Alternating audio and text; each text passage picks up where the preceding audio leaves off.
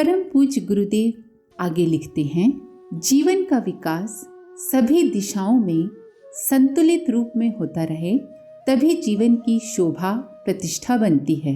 धन का महत्व कितना ही अधिक क्यों न हो, केवल उसी का उपार्जन आनंदमय परिस्थितियां उत्पन्न नहीं कर सकता। शिक्षा की महत्ता कितनी ही बड़ी क्यों न मानी जाए, अन्य दिशा में यदि पिछड़ापन बना रहेगा तो पढ़ाई किस काम की। स्वास्थ्य की गणना उत्तम सुखों में की जाती है, पर सब गुण में शून्य हो और केवल भैंसे की तरह शरीर रिष्ट पुष्ट बना रहे तो कितना प्रयोजन सधेगा। किसी पेड़ की सारी शाखाएं एक ही ओर झुकी रहें तो उसके टूट गिरने का खतरा रहेगा और कुरूपता भी दिखेगी। सुंदर वृक्ष वे ही लगते हैं जो सब ओर से समान रूप से फले फूले होते हैं। जीवन विकास के संबंध में भी यही बात लागू होती है। एक दिशा में विकसित जीवन किसी कला कौशल के सीखने में विशेष मनोयोग लगने से, संगीत से, दूसरों की सहायता से या अन्य कारणों से भी हो सकता है। चिकित्सा, कला, संगीत, शिल्प और गुण प्रियता पुरुषार्थ से मिल सकते हैं, पर समग्र विकास के लिए मानवीय सद्गुणों की ही अपेक्षा रहेगी। यदि व्यक्तित्व दोष दुर्गुणों से भरा हुआ हो तो सुसंतुलित विकास कभी भी संभव नहीं हो सकेगा। एक दिशा में थोड़ा सफल दिखते हुए भी मनुष्य अन्य सभी दिशाओं में असफल बना रहेगा। एकांगी विकास से आनंद एवं संतोष की परिस्थितियां किसी को भी प्राप्त नहीं हो सकती। जिस प्रकार अच्छा बीज उर्वर जमीन और उचित खाद पानी पाकर ठीक तरह बढ़ता और फलता फूलता है, उसी तरह सद्गुणों के बीज उचित पुरुषार्थ और अनुकूल परिस्थितियों का खाद पानी पाकर विभूतियों एवं समृद्धियों से पल्लवित, पुष्पित और फलित होते रहते हैं। दुर्गुणी व्यक्ति अनुकूल परिस्थितियों के होते हुए भी दीनता एवं हीनता से ऊपर नहीं उठ पाते। दुर्भाग्य उन्हें जीवन सहचर की तरह हर जगह घेरे घेरे ही फिरता रहता है। इसीलिए जीवन विकास की बात सोचने के साथ ही हमें ये भी सोचना चाहिए कि व्यक्तित्व का सुसंतुलित निर्माण करने की दिशा में आवश्यक प्रयत्न किए जाते रहें। ये सोचना गलत है कि किसी भी तरीके से धन कमा लिया और मनमाना खर्च करने की सुविधा रहे तो बस फिर आनंद ही आनंद रहेगा। सच बात ये है कि दुर्गुणी व्यक्तियों के पास यदि धन बढ़े भी तो इससे उनके लिए अगणित समस्याएं तथा चिंताएं उत्पन्न होंगी। धन का सच्चा लाभ सदुपयोग से मिलता है और ऐसा सदुपयोग केवल सत् प्रवृत्ति संपन्न व्यक्तियों से ही संभव होता है। आए दिन ऐसी घटनाएं देखने और सुनने में आती रहती हैं कि धन संपत्ति की छीन झपट के प्रश्न को लेकर संपन्न परिवारों में फौजदारी, मुकदमेबाजी, शत्रुता एवं हत्या, डकैती तक की दुर्घटनाएं घटित होती हैं। लड़के कुपात्र निकल जाते हैं और जुआ, शराब, व्यभिचार एवं अनेक प्रकार के व्यसनों में पूर्वजों की कमाई को उड़ा डालते हैं।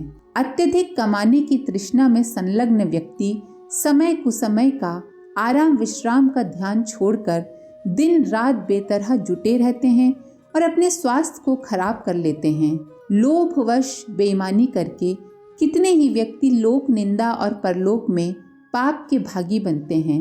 इस प्रकार के अनेक अनर्थ और दुख उन लोगों को सहन करने पड़ते हैं जिनके पास धन तो है पर उसका सदुपयोग कर सकने लायक सद्बुद्धि नहीं रखते हैं। कई व्यक्ति कम साधनों की सहायता से ही अपने मधुर स्वभाव, श्रम, पुरुषार्थ, उत्साह, सूझबूझ और मेहनत के द्वारा भारी उन्नति कर लेते हैं, किंतु कितने ही ऐसे होते हैं जो भरपूर साधन सुविधाओं के होते हुए भी आलस्य, प्रमाद, लापरवाही, फिजूल खर्ची जैसे दोषों के कारण निरंतर हानि उठाते चलते हैं और अंत में दिवालिया हो जाते हैं। आज साधनों को बहुत महत्व दिया जाता है, पर भली प्रकार समझ लेना चाहिए कि साधनों का लाभ केवल उन्हें ही मिलेगा जिनमें आवश्यक मात्रा में सद्गुण रहे होंगे। बुरे लोग भी जो कुछ उन्नति कर पाते हैं, इसमें भी अधिकांश श्रेय उन अच्छाइयों का रहता है जो बुरे लोगों में भी एक सीमा तक रही होती है। डाकू को जो सफलता मिलती है उसमें सारा श्रेय उसकी दुष्टता या अनैतिकता को ही नहीं मिल सकता। उसमें जो साहस, धैर्य, सतर्कता जैसे, संगठन जैसे गुण रहते हैं उन्हीं के बलबूते पर उसे लाभ मिलता है। यदि ये गुण न हो और कोई डाकू, डरपोक, अधीर, चिंतित, आराम तलब, आलसी, लापरवाह या रोगी हो तो वो बहुत ही जल्दी विपत्ति में फंस जाएगा।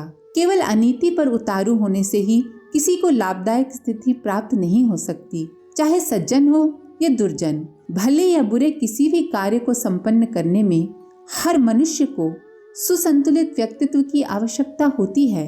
जिसने अपने को जितना गुणवान बना लिया वो अपने लक्ष्य की ओर उतना ही अग्रसर बन सकेगा। परोपकार के श्रेष्ठ सत्कर्म कर सकना, यश और पुण्य कमाना भी उन्हीं के लिए संभव होता है जिनकी मनोभावनाएं पूरी तरह उस लक्ष्य में तन्मय रहती हैं। ईश्वर प्राप्ति और आध्यात्मिक लक्ष्य की पूर्ति केवल वे लोग कर पाते हैं जो अपनी मनोभूमि को प्रयत्न पूर्वक दैवी गुणों से सुसज्जित और आसुरी वृत्तियों से रहित करने में प्राणपण से संलग्न होते हैं। जिन्होंने इस प्रकार आत्मनिग्रह की उपेक्षा की, दोष दुर्गुणों के सुधारने की उपेक्षा करके केवल थोड़ा पूजा पाठ करना ही पर्याप्त समझा, उनके लिए उस महान लक्ष्य की प्राप्ति कभी संभव नहीं हो सकती। नम्रता और अहंकार यूँ देखने में स्वभाव की छोटी छोटी भिन्नताएं हैं, पर उनके प्रतिफल महान अंतर प्रत्यंतरों से भरे होते हैं।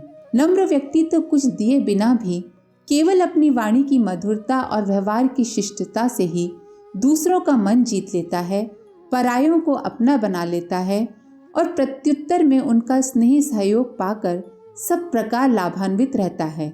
किंतु जिसका स्वभाव अहंकारी एवं कर्कश है वो उनसे भी दुश्मनी ही पाता है जिनकी उसने किसी भी प्रकार की सहायता भी की है। एक मन सहायता का महत्व एक तोले चुभने वाली बात कहने से नष्ट हो जाता है।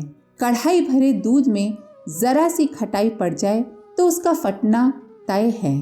श्रम, त्याग और प्रयत्न पूर्वक प्राप्त की हुई सद्भावना थोड़े से अप्रिय व्यवहार से ही नष्ट हो जाती है।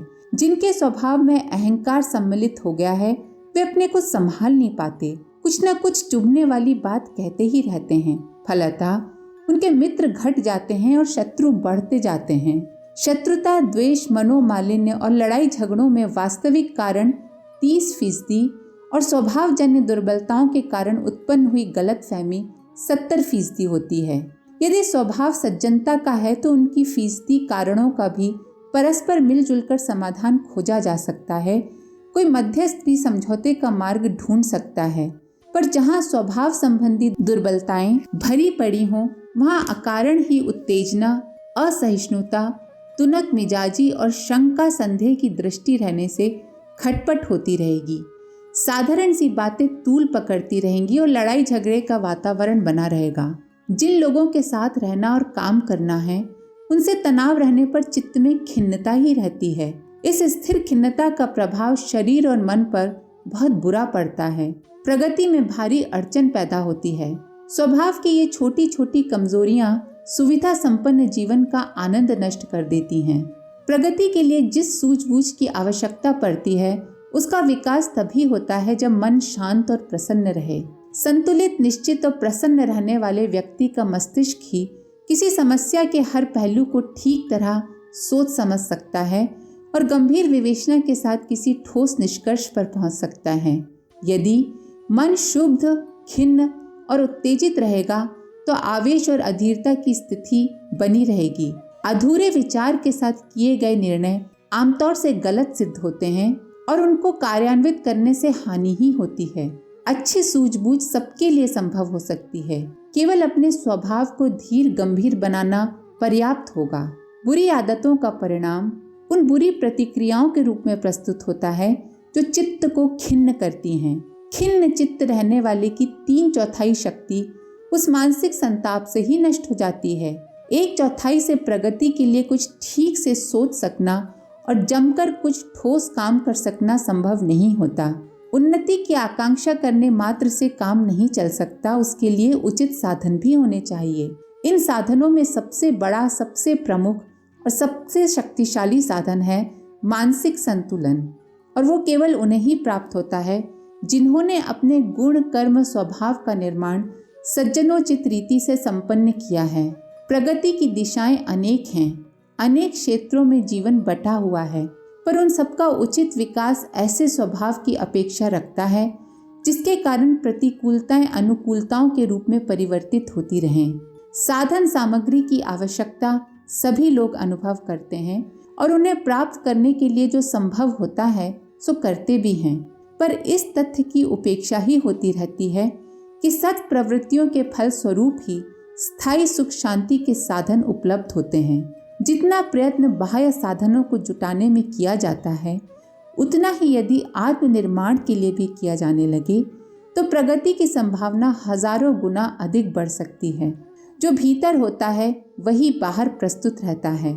हम अपने अंतःकरण को दैवी संपत्तियों से सुसज्जित करें तो कोई कारण नहीं कि सांसारिक जीवन में सुख शांति, श्री समृद्धि और विभूति की प्रचुरता से वंचित रहना पड़े। इसके आगे का अगले वीडियो में।